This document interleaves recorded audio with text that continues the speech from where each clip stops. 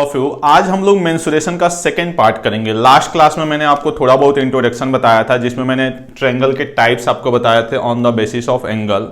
तो जो लोग भी पिछली क्लास नहीं लगाए हुए पहले, वो पहली वीडियो देख ले, ताकि आपको आज की जो क्लास है वो कंटिन्यू समझ में आए। ठीक है, हो सकता है आज आवाज़ में प्रॉब्लम हो क्योंकि मुझे कोल्ड हुआ, बाकी तो मैं पूरा का पूरा अपना एनर्जी देने की कोशिश करूंगा। ठीक है, तो जहां से हमने छोड़ा था वहीं से मैं आपको कंटिन्यू कर रहा हूं। हमने टाइप्स ऑफ ट्रायंगल देखे थे on the basis of angle, मतलब एंगल के बेस पे मैंने आपको बताया था एक्यूट एंगल क्या होता है, आपका ऑब्ट्यूज एंगल क्या होता है, राइट एंगल क्या होता है। एक पार्ट जो हमने छोड़ा हुआ था वो क्या था, आपका बेसिस ऑफ साइड। तो साइड्स के बेस पे जो पहला ट्रायंगल आता है वो आपका आता है स्केलन ट्रायंगल।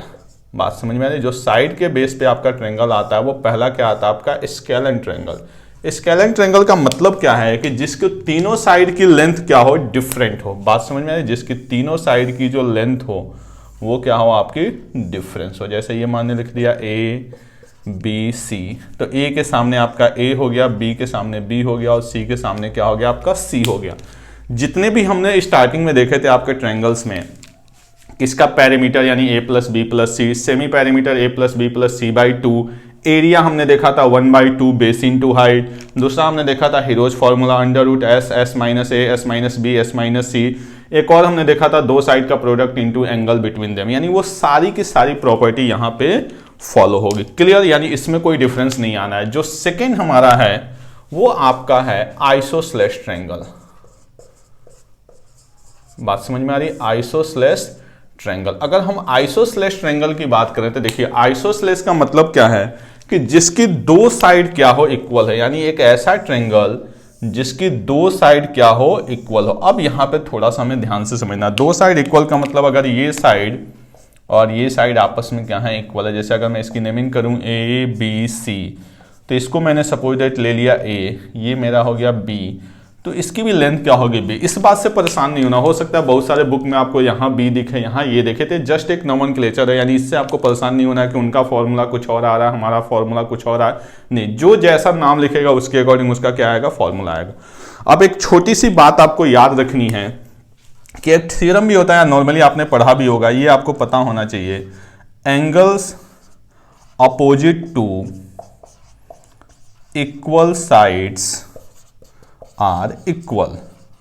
बात समझ में आ रही? ये आपने ऑलरेडी बचपन में पढ़ रखा होगा कि angles opposite to equal sides are equal. ये इन अ ट्रायंगल, यानी किसी भी हम ट्रायंगल की बात करें, किसी भी ट्रायंगल में जो होता है वो आपके क्या होता है कि अगर साइड इक्वल है, जैसे ये साइड इसके इक्वल है, तो इसके सामने का एंगल ये और इसके सामने का एंगल ये दोनों आपस में क्या होते हैं, इक्वल होते हैं। सेम यही चीज वाइस वर्सा भी होती है। वाइस वर्सा एक वर्ड होता है, मतलब अभी हमने लिखा angles opposite to equal sides are equal, तो इसको हम इधर से भी कह सकते हैं कि sides opposite to equal angles are equal. मतलब अगर ये एंगल इक्वल है तो इनके सामने के साइड्स भी क्या होंगे, इक्वल होंगे। अब इसमें एक छोटी सी बात समझते हैं हम लोग, जो काफी इंटरेस्टिंग चीज है। वो ये कहता है कि अगर मेरी ये दोनों साइड इक्वल है और इसके वर्टेक्स से मैं इस पे परपेंडिकुलर ड्रॉ करूं, लास्ट क्लास में मैंने आपको बताया था परपेंडिकुलर होता क्या, समझिए ध्यान से, कि अगर ये दोनों साइड इक्वल है और इसके वर्टेक्स से मैं परपेंडिकुलर ड्रॉ करूं, तो जो मेरा ये परपेंडिकुलर रहेगा, जिसका नाम हम लोग देते हैं एल्टीट्यूड। आपको मैंने लास्ट क्लास में बताया था कि इसके बहुत सारे नाम हो सकते हैं। ये एल्टीट्यूड भी होगा और आपका मीडियन भी होगा। बात समझिए, मीडियन मैंने बताया था कि मीडियन का काम क्या होता है, सामने वाले साइड को जाके क्या करना है, बाइसेक्ट करना। बस इसमें कंडीशन ये है कि ये परपेंडिकुलर ड्रॉ कहां से होना चाहिए, इक्वल साइड्स के वर्टेक्स से। मतलब अगर मैं यहां से ड्रॉ करूं तब ये पॉसिबिलिटी नहीं है। क्लियर? यानी अगर मुझे इसका एरिया लिखना है तो मैं सीधे सीधे लिख सकता हूं 1/2 बेस यानी BC इंटू हाइट यानी AD। क्लियर? अब इसमें होता क्या है कि इसका कई बार रिलेशन भी पूछ दिया जाता है। बात समझ में? जैसे अगर मैं पूछूं आपसे कि जो AD की लेंथ है वो क्या होगी, तो अब देखिए राइट एंगल ट्रायंगल में मैं इसको अगर फॉर्म करूं तो देखिए इस साइड इस टाइप का ये स्ट्रक्चर बनेगा। इसकी लेंथ कितनी है, B, यहां पे मैं लिख देता हूं A, ये क्या अपने पास D और ये क्या है C।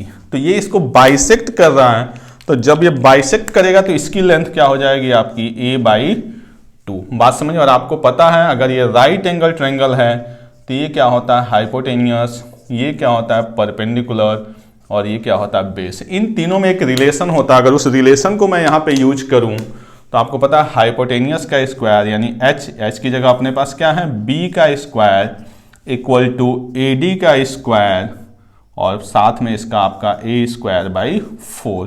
तो यहाँ से मैं इसको सॉल्व करूँ तो बनेगा b square minus a square by 4 equal to AD का स्क्वायर। इसको थोड़ा सा और सॉल्व करूँ तो 4b square minus a square by 4 equal to AD का स्क्वायर।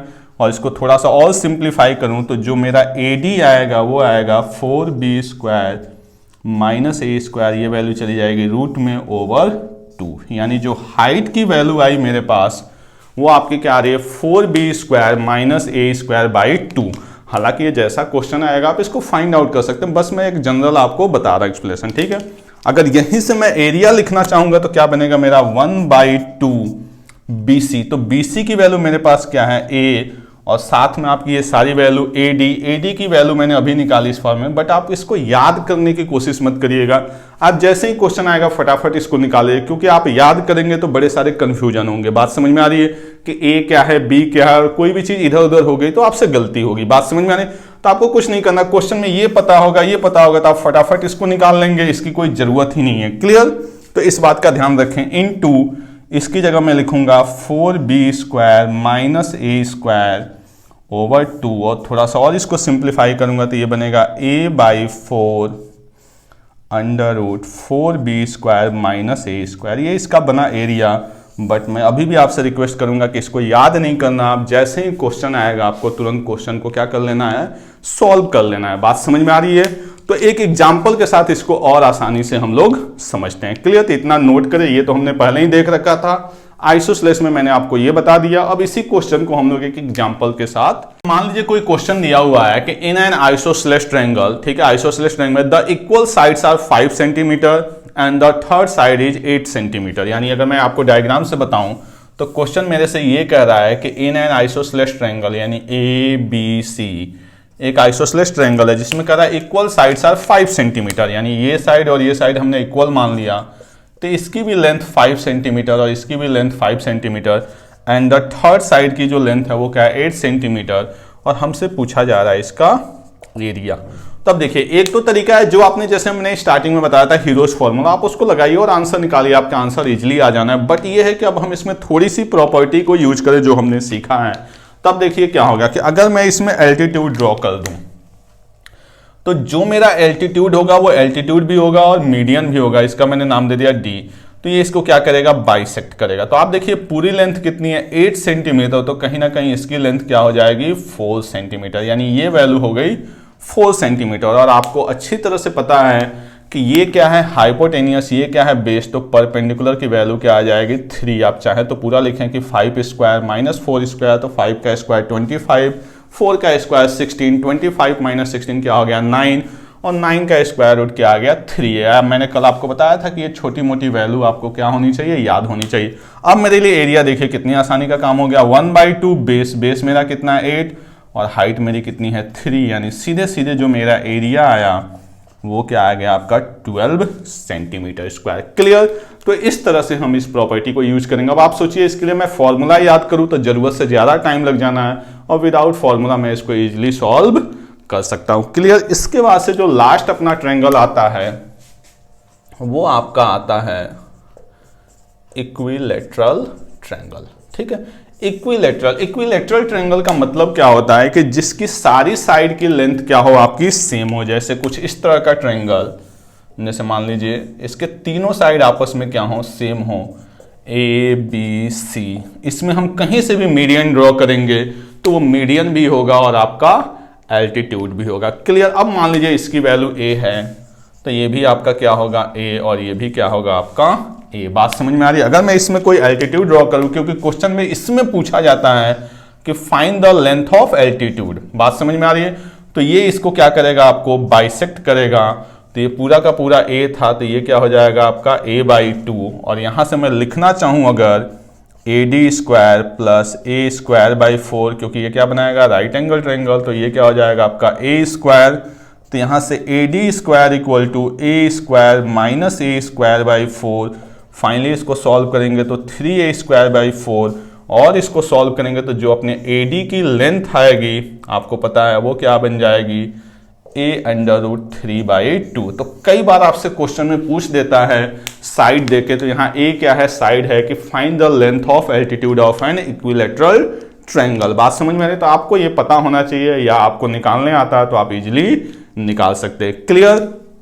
इसके पैरामीटर की बात किया जाए तो a क्या बन गया आपका 3a, और इसके एरिया की बात किया जाए तो एक बात आपको समझनी होगी कि जो इक्विलैटरल ट्रायंगल है उसमें तीनों साइड क्या है, सेम है, तो तीनों एंगल भी क्या होंगे आपके, सेम होंगे। और आपको पता है इक्विलैटरल ट्रायंगल का ईच एंगल कितना होता है, 60 डिग्री। तो अब इसका एरिया के लिए हमें कुछ करने की जरूरत है। मैंने बताया था कि 1/2 प्रोडक्ट ऑफ साइड तो a इंटू साइन का एंगल, तो साइन कितना 60 डिग्री। साइन 60 डिग्री की वैल्यू मैंने आपको कल की क्लास में बताई थी 1/2 a इंटू a, इसकी वैल्यू क्या होती है √3/2। तो फाइनली जो इक्विलैटरल ट्रायंगल का एरिया आता है वो क्या आता है आपका √3/4 a²। आप यहां से भी कर सकते हैं, अगर आपको हाइट पता है तो 1/2 बेस इंटू हाइट, तब भी आपकी वही वैल्यू आनी है।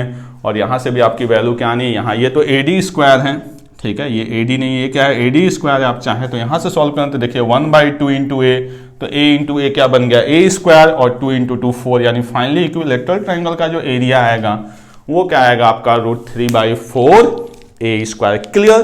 तो ये सारी चीजें हमारे पास जो थी वो क्या थी, आपके इक्विलैटरल ट्रायंगल से रिलेटेड इंफॉर्मेशन थी। आइसोसेलेस से अभी मैंने बता दिया, बस आपको ध्यान रखना है कि इसमें ये आपका मीडियन भी होगा और आपका एल्टीट्यूड भी होगा। आइसोसेलेस में क्या था कि अगर इक्वल साइड के वर्टेक्स से ड्रॉ किया जाएगा तभी वो मीडियन और एल्टीट्यूड होगा। इसमें आप कहीं से कहीं ड्रॉ करिए, वो हर हाल में क्या होगा, मीडियन और एल्टीट्यूड दोनों होगा। क्लियर। तो अब हम पूरा का पूरा इंट्रोडक्शन समझ चुके हैं। अब मैं आपको कुछ 5-6 क्वेश्चन कराता हूं जिससे आपके कॉन्सेप्ट और ट्रायंगल कंप्लीटली क्लियर हो जाए। ओके, तो इसको नोट करते हैं। आज की क्लास का फर्स्ट क्वेश्चन क्या दिया हुआ है, if the area of a triangle is 1176 square centimetre. यानी ट्रायंगल का एरिया अपने पास दे दिया गया। कोई भी ट्रायंगल है, हमें डायग्राम की कोई जरूरत नहीं है, बस आपको समझाने के लिए मैं बता रहा हूं, ठीक है। ABC कोई ट्रायंगल है, इसका एरिया दिया हुआ 1176 स्क्वायर सेंटीमीटर। क्लियर। और कह रहा है कि इसके बेस और करस्पॉन्डिंग एल्टीट्यूड, यानी कहीं ना कहीं बेस आपका ये होगा और ये इसका करस्पॉन्डिंग, मतलब इस बेस पे आने वाला जो एल्टीट्यूड है, इनका रेशियो दिया गया है 3:4। यानी अगर ये 3 यूनिट होगा तो ये क्या होगा 4 यूनिट।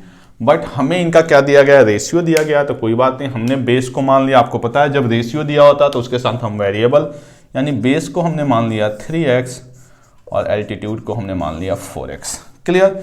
तो जब हम इसका एरिया लिखेंगे तो क्या लिखेंगे 1/2 बेस, तो बेस अपने पास क्या है 3x इंटू 4x की वैल्यू कितनी है 1176। इससे सॉल्व करेंगे तो आपका आ गया 2, यानी 6x square equal to 1176, then x square equal to 6 का 6 5 7 6 9 54 और 3 6 196, देन x इक्वल टू क्या हो जाएगा आपका 14। हमसे क्वेश्चन में क्या पूछा गया है, then altitude of the triangle. तो ट्रायंगल का एल्टीट्यूड कितना है 4x, तो 4 इंटू 14 यानी कितना हो गया 56 सेंटीमीटर। क्लियर। तो ये आपका एकदम सिंपल सा क्वेश्चन था, इसको नोट करें। फिर हम लोग नेक्स्ट क्वेश्चन देखते हैं। नेक्स्ट क्वेश्चन है वो आपका बहुत ही इंटरेस्टिंग है, ठीक है, और आपको एक दो नए चीजें सीखने को मिलेगी। कह रहा है the altitude drawn to the base of an isosceles triangle.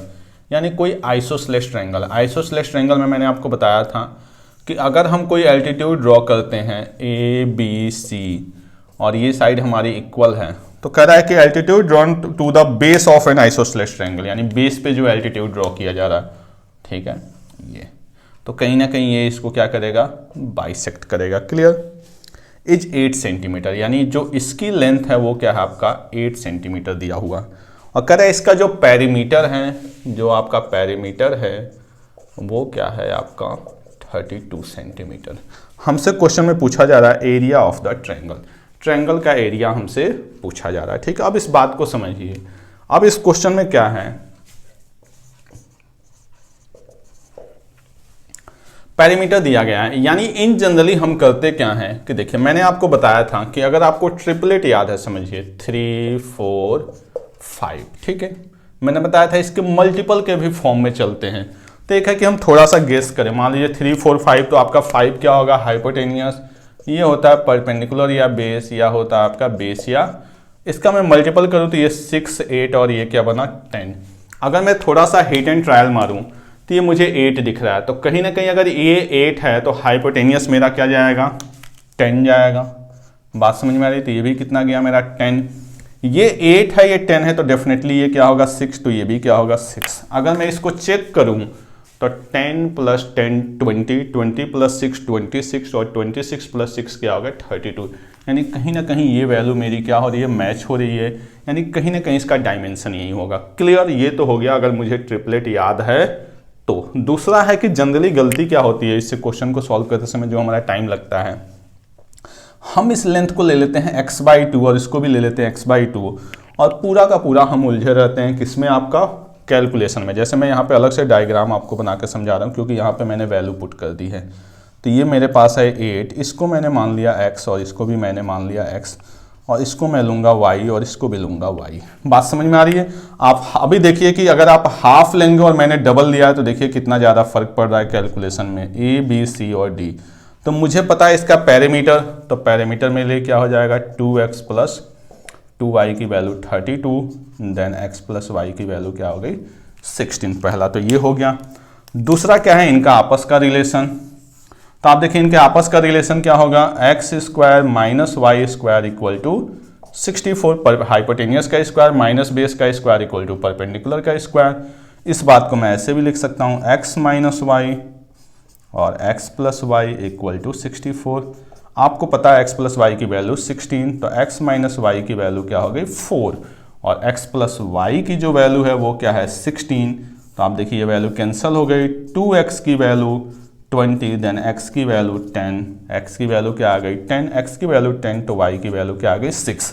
तो आप देखिए जो मैंने आपको बताया कि इन दोनों की लेंथ को क्या लेना है आपको इक्वल लेना है, और आप जनरली क्या करेंगे इसको फ्रैक्शन में करेंगे तो आपके कैलकुलेशन में और मेरे कैलकुलेशन में बहुत ज़्यादा टाइम लग जाएगा। बात समझ में आ रही है? तो यहाँ पे ये चीज़ मुझे समझानी थी।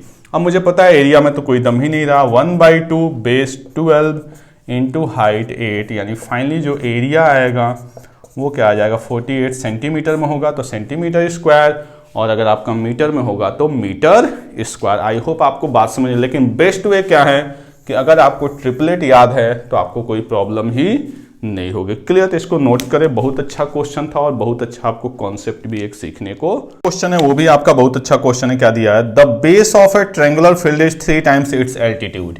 यानी कोई ट्रायंगुलर फील्ड है, इसका जो बेस है यानी ये ABC, जो बेस यानी BC है कह रहा 3 टाइम्स ऑफ एल्टीट्यूड, यानी ये एल्टीट्यूड D हो गया। तो एल्टीट्यूड को अगर मैंने x ले लिया जो आप लोगों का फेवरेट है, तो बेस क्या हो जाएगा 3x। कह रहा if the cost of cultivating, यानी इस पे कहीं ना कहीं हमें कल्टीवेशन करना है, तो कॉस्ट मैंने आपको बताया था कि जब भी हम कॉस्ट की बात करते हैं तो हमेशा क्या आता है रेट इनटू। अब इस पे हमें कल्टीवेशन करना है इस पूरे के पूरे फील्ड पे, तो कहीं ना कहीं इसका आपको क्या रिक्वायरमेंट होगा एरिया, रेट इनटू एरिया। वो क्या दिया हुआ है, जो रेट दिया हुआ है आपका क्वेश्चन में वो दिया हुआ है 24.68, यानी कॉस्ट की जो वैल्यू दी गई है वो दी गई है अपने पास 333.18, और जो आपका रेट दिया गया है वो क्या दिया है 24.68, और साथ में हमारा क्या आ जाएगा एरिया। क्लियर? हमसे पूछा गया है क्वेश्चन में कि इसका बेस क्या होगा और हाइट क्या होगा। तब देखिए इसके लिए आपको परेशान होने की जरूरत है नहीं, बेस या हाइट जो भी निकालना हो हम इजीली निकाल लेंगे। पहली चीज ये है कि यहाँ पे हमें क्या चाहिए एरिया, तो 1/2 बेस अपना क्या है 3x और इंटू हाइट क्या है x। इसको मुझे कैलकुलेट करना। तो सबसे पहले देखिए यहाँ पे 2 नंबर के बाद पॉइंट है और यहाँ पे भी 2 नंबर के बाद पॉइंट है, ये क्या हो जाएगा कैंसिल। अगर मैं इसको पूरा प्रॉपर सॉल्व करूं तो मेरे पास जो x² की वैल्यू आएगी वो किस फॉर्मेशन में आएगी, देखिए 33318 इंटू 2 ओवर 2468 इंटू 3। बात समझ में आ रही? इसी को मुझे क्या करना है आपका कैलकुलेट करना। अब देखिए यहाँ पे अगर मैं इसको 10 से मल्टीप्लाई करता हूँ, पहले चीज़ों को समझिएगा, तो ये कहीं नहीं कहीं आएगा आपका 24680, उससे ये वैल्यू क्या है ज़्यादा। अब मैं यहाँ पे थोड़ा सा हिंट लेने की कोशिश करूँगा। बात समझ में आ रही है? जैसे आपका ये क्या है कि 8 है तो मैं इसको कोशिश करूंगा कि कहीं ना कहीं ये नंबर इससे कट हो जाए। दूसरा क्या है, 3 एक छोटा नंबर दिख रहा है, तो आप पहले इससे इसको कट कर लीजिए। तो ये क्या बन जाएगा, आप देखिए 3 1 जा 3 1 जा 3 1 जा 0 और ये 6। ऐसे ही मैं इसको क्या कर लेता हूँ, आपका 2 से कैंसिल कर लेता हूँ, तो ये बन जाएगा 1 2 और ये आपका बन गया 34। अब मुझे इससे इसको क्या करना है, डिवाइड करना है। यहाँ पे क्या आपका 14 है, यानी 1 2 3 4 0। अब देखिए यहाँ पे इसको कैंसिल करने का तरीका क्या है, देखिए एक है कि आप पूरा का पूरा डिवाइड करें, आप इसका 10 टाइम्स सोचिए। तो 1 2 3 4 का 10 टाइम्स होगा 1 2 3 4 0, जिससे ये वैल्यू क्या है, छोटी है, यानी 10 टाइम्स जाने से रहा। इसका लास्ट डिजिट क्या है, 4 है, और डेफिनेटली ये कटेगा, नहीं कटेगा तो x की वैल्यू नहीं निकलेगी। तो 4 में मैं किस नंबर से मल्टीप्लाई करूं कि ये 6 आ जाए, तो आपको अच्छी तरह से पता है किससे, 9 से। तो आप डायरेक्ट इसको 9 पे चेक करिए, तो देखिए 9 4 जा 36, कैरी कितना बचा 3, 9 3 जा 27 और 3 कितना हो गया आपका 30, 30 का मतलब 0, क्लियर, कैरी कितना हुआ फिर से 3, 9 2 जा 18, 18 और 3 21, फिर से कैरी कितना हुआ 2 और 9 1 जा 9 और 2 क्या हो गया 11, यानी ये पूरी की पूरी वैल्यू 9 टाइम्स में इससे क्या हो गई, कैंसल। तो एक्स स्क्वायर की वैल्यू 9, तो x की वैल्यू 3। हमसे पूछा गया इसका एल्टीट्यूड, तो एल्टीट्यूड कितना हो जाएगा 3 यूनिट, और बेस की बात किया जाएगा तो 9 यूनिट। क्लियर, यही आपका सिंपल सा क्वेश्चन था। इसमें जो था आपको पॉइंट से देखकर डरना है। देखिए 2 नंबर के बाद है, यहां भी आप 100 करेंगे, यहां भी 100 करेंगे, दोनों 100 डेफिनेटली क्या हो जाएंगे, कैंसल। तो आपको ये 100 डेकोरेट करने की जरूरत नहीं है। 2 नंबर यहां भी है, 2 नंबर यहां भी है, तो सीधे सीधे उसको आप क्या करेंगे, उड़ा देंगे। क्लियर, और यहाँ पे कटिंग का मैंने आपको शॉर्टकट बता दिया। क्लियर, तो ये भी एक अच्छा क्वेश्चन था जिसमें आपको थोड़ा सा कैलकुलेशन सीखना था। फिर हम लोग नेक्स्ट क्वेश्चन पे आते हैं। क्वेश्चन से पहले मैं आपको बड़ा अच्छा एक कॉन्सेप्ट बता रहा हूँ। वैसे तो ये कॉन्सेप्ट आपका ज्योमेट्री का है, ठीक है, लेकिन कई बार क्वेश्चन जो होता है इससे पूछ लिया जाता है, तो इसको आप ध्यान से समझिएगा। होता क्या है कि अगर कोई ट्रायंगल है, ठीक है, प्रॉपर कॉन्सेप्ट जो है वो ज्योमेट्री का है, बट इसका यूज मेंसुरेशन में होता है, तो वो मैं आपको समझा रहा हूँ कि अगर कोई ट्रायंगल ABC है और इसके मिड पॉइंट्स को ज्वाइन करूँ, जैसे मान लीजिए कि इसका मिड पॉइंट ये हुआ और इसका मिड पॉइंट ये हुआ, अगर मैं P और Q को आपस में ज्वाइन करूँ, बात समझ में आ रही है। इसका एक थ्योरम भी होता है, अगर आपको 9th क्लास की चीज़ें याद आ रही होंगी, कि the line segment joining the mid point of 2 sides of a triangle is parallel to third side. यानी अगर P इसका मिड पॉइंट है AB का और Q इसका AC का मिड पॉइंट है, मैं यहाँ पे लिख दूं कि इफ P इज द, ये बड़ा इंपॉर्टेंट थ्योरम है जो आपका काम आता है, mid point of AB and Q is the mid point of AC, then तब उस कंडीशन में क्या होता है, PQ parallel BC and PQ equal to half of BC। बात समझ में आई। ये बहुत ही अच्छा आपका थ्योरम है। तो कभी भी आपके क्वेश्चन में ना कई बार क्या होता है, वो ऐसे ही चीज़ों को पूछ लेता है कि इसका मिड पॉइंट को हमने ज्वाइन कर दिया, फिर वो ट्रायंगल से रिलेटेड पूछेगा। तो आपको इस तरह के क्वेश्चन में करना कुछ नहीं है, इसका भी मिड पॉइंट आपको एज्यूम कर लेना है और इनको ऐसे ज्वाइन कर लेना है। क्लियर, बात समझ में आ रही। इनको आपने क्या किया, ऐसे ज्वाइन कर लिया। अब देखिए होगा क्या कि आपको यहाँ पे 4 ट्रायंगल दिख रहे होंगे, जैसे मैं इनका नाम लिखूँ 1 2, यहाँ पे मैंने पॉइंट दे दिया 3 4, ठीक है। जैसे ही इसको ज्वाइन करेंगे, आप समझिएगा, area of 1 equal to area of 2 equal to area of 3 equal to area of 4। बात समझ में आ रही है। यानी फर्स्ट का एरिया, सेकंड का एरिया, थर्ड का एरिया और फोर्थ का एरिया क्या होगा, आपस में इक्वल होगा। अब इस पे इतने सारे क्वेश्चन बनते हैं जिसकी कोई लिमिट्स ही नहीं है, और क्वेश्चन हमेशा रेशियो से रिलेटेड बनता है। जैसे वो पूछ देगा कि अगर हम किसी ट्रायंगल के मिड पॉइंट को ज्वाइन करें तो जो नया ट्रायंगल फॉर्म होगा, जैसे यहाँ पे ट्रायंगल मैं लिखूँ PQR, area of triangle PQR ratio area of triangle ABC। तो आपको इसके लिए कुछ नहीं परेशान होना। PQR में 1 आ रहा है यानी 1 यूनिट, ABC में टोटल 1 2 3 4 यानी 4 यूनिट, यानी सिंपल क्या हो जाएगा 1/4, यानी रेशियो क्या हो जाएगा 1/4। क्लियर। ऐसा भी क्वेश्चन पूछेगा कि बड़े वाले का एरिया मान लीजिए दे दिएगा 20, यानी इसका एरिया उसने दे दिया 20 और इसका एरिया आपसे पूछेगा, तो आप देखेंगे 4 यूनिट की वैल्यू 20, तो 1 यूनिट की वैल्यू कितनी हो जाएगी 5। कई बार वो क्वाड्रिलेटरल हालांकि मुझे पढ़ाना है बट मैं यहाँ पे बता दे रहा हूँ। कई बार वो पूछ देता है PQCB का, यानी एरिया ऑफ APQ और एरिया ऑफ क्वाड्रिलेटरल PQCB, ये भी आपसे पूछ देगा। तो आपको कुछ नहीं करना है, APQ में कितना ट्रायंगल आ रहा है 1 यानी 1 यूनिट, और क्वाड्रिलेटरल में कितने आ रहे हैं 3 यूनिट, यानी क्या बन जाएगा आपका 1:3। क्लियर। तो इस बात को ध्यान रखिएगा, इसको हम लोग बोलते हैं मिड पॉइंट थ्योरम, और ये आपका काफी इंपॉर्टेंट है। क्लियर। तो इसमें कभी भी आए तो आप इस तरह से इसको क्या कर सकते हैं, ज्वाइन कर सकते हैं। क्लियर। इसी को थोड़ा सा और इंटरेस्टिंग बनाने के लिए क्वेश्चन में क्या कहता है कि वो मिड पॉइंट नहीं बोलता है। बात समझ में आ रही। इसी क्वेश्चन को थोड़ा सा इंटरेस्टिंग बनाने के लिए क्या करेगा, वो मिड पॉइंट नहीं बोलेगा, बोलेगा कि इनके मीडियन के पॉइंट से। जैसे देखिए, अब आपको पता है कि अगर मेरा कोई ट्रायंगल ABC है तो इसमें मुझे मीडियन अगर ड्रॉ करूंगा तो इसका काम क्या है, यहां पे जाना, इसका काम क्या है यहां पे जाना, और इसका काम क्या है यहां पे, कहेगा कि इसको मिला के ट्रायंगल बनाएगा। तो कहीं ना कहीं ये वही बात कह रहा है जो यहां पे है। तो डायरेक्ट मिड पॉइंट ना करके क्या कहेगा, मीडियन की हेल्प ले लेगा। क्लियर। तो आपको इसके साथ कंफ्यूजन नहीं रखनी है, दोनों बातों का मतलब क्या है, सेम है। अब इसी को यूज करके मैं आपको 2 क्वेश्चन कराता हूं। क्लियर। तो इसको नोट कर ले, काफी अच्छा। क्या कह रहा है, the sides of a triangle are 3, 4, 5 centimetre, यानी कोई ट्रायंगल है उसकी साइड क्या है 3, 4, 5 सेंटीमीटर। देखिए 3, 4, 5 से राइट एंगल बनता है, बट यहाँ पे ऐसा कोई हमारा ऑब्जेक्टिव नहीं है। मैं आपको ऐसे ही बना देता हूँ 3, 4, 5, यानी ये A, ये आपका B और ये हो गया C। आगे क्वेश्चन में क्या कह रहा है, the triangle form by joining the mid points of side of the triangle. हमें एरिया बताना है इनके मिड पॉइंट को ज्वाइन करने वाले ट्रायंगल का। क्लियर। इस तरह से इसका एरिया हमें बताना है। तो मैंने अभी बताया, देखिए आ गया क्वेश्चन वही चीज। तो आपको इसके लिए बिल्कुल परेशान नहीं होना है। आपको पता है बड़े वाले ट्रायंगल का एरिया 1/2 बेस इंटू हाइट, यानी ये वैल्यू कितनी आ गई 6 यूनिट। अगर आपका डायमेंशन क्या दिया मीटर में, तो यानी क्या हो गया ये 6 सेंटीमीटर स्क्वायर। अब आपको पता है ये जो ट्रायंगल होगा वो बड़े वाले ट्रायंगल का क्या होगा 1/4, तो 1/4 ऑफ 6 यानी क्या बन जाएगा 3/2 स्क्वायर सेंटीमीटर। सिंपल सा क्वेश्चन है, क्योंकि ये पूरे ट्रायंगल का क्या होना है 1/4। क्लियर। तो इसको नोट करें, फिर हम लोग नेक्स्ट क्वेश्चन देखते हैं। नेक्स्ट क्वेश्चन कह रहा है कि the sides of a triangle, यार यानी कोई ट्रायंगल है, इसके साइड्स जो हैं वो क्या आपका 5 centimetre, 6 centimetre and 7 centimetre, ABC। कह रहा है कि one more triangle is form by joining the mid points, यानी एक और ट्रायंगल बनाया जा रहा है इनके मिड पॉइंट को ज्वाइन करके। मान लीजिए इसका नाम हमने दे दिया PQR।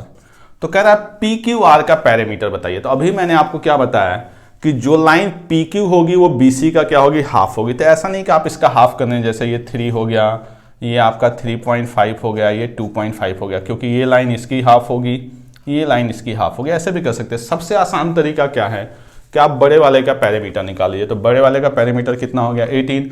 आपको पता है हर वैल्यू इसकी क्या है, हाफ है, तो सीधे सीधे पैरामीटर का हाफ कर दीजिए, यानी कितना हो गया आपका 9 मीटर। अगर ये मीटर में दिया है, अगर यही चीज सेंटीमीटर में दिया है तो क्या हो जाएगा 9 सेंटीमीटर। क्वेश्चन समझ में आया। मैं फिर से आपको एक्सप्लेन करता हूं कि हमारा बड़ा वाला ट्रायंगल है, उसकी साइड क्या है 5, 6, 7। करा जो आपका ये ट्रायंगल बन रहा है इसका पैरामीटर, तो आपको पता है ये 6 है, तो अभी मैंने जो थ्योरम बताया उससे ये क्या होगा 3। ये पूरा का पूरा 7 है, तो ये इसका हाफ 3.5, और ये पूरा का पूरा 5 है, तो ये क्या होगा 2.5। एक तरीका है। दूसरा आसान तरीका क्या है टाइम बचाने के लिए, कि आप बड़े वाले का क्या कर दीजिए पैरामीटर, और उसका क्या कर दीजिए सीधे सीधे हाफ। क्लियर।